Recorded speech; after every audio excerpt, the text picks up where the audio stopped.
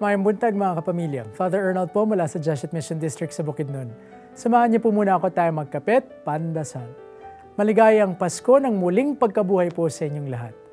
At Christ is risen! Subalit, ang ilan po sa atin ay medyo may agam-agam. Hindi po natin may tatanggi na sadyang magulo ang ating mundo.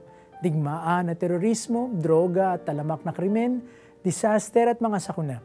At sa gitna ng lahat ng ito, napapatanong ang ilan sa atin kung paano nga ba natin makikita pa si Kristo. Marahil po ganyan din po ang nararamdaman ng mga naunang apostol at disipulo ng ating Panginoon pagkatapos silang masaksihan ang karumal-dumal na pagkapako niya sa krus.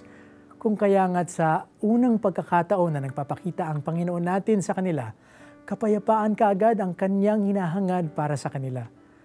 Tunay lamang nilang matatamasa ang kapanatagan ng kanilang kalooban kung matatanggap nilang si Kristo nga ay nabuhay na. Mga kapamilya, kung magtitiwala lamang po tayo at mananalig, unti-unti po nating makikita sa pamagitan ng mga matang puno ng pag-asa na si Kristo Jesus ay buhay at kapiling natin. Sa gitna ng kahirapan at pagdurusa ng kasalukuyang mundo, lumalapit si Jesus sa atin at muling pinapaalalahanan tayo.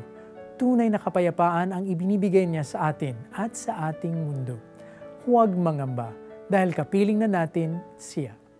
Hanggang sa susunod po muli, ako po si Father Arnold na nagpapaalalang sa paggising, huwag kalilimutang manalangin.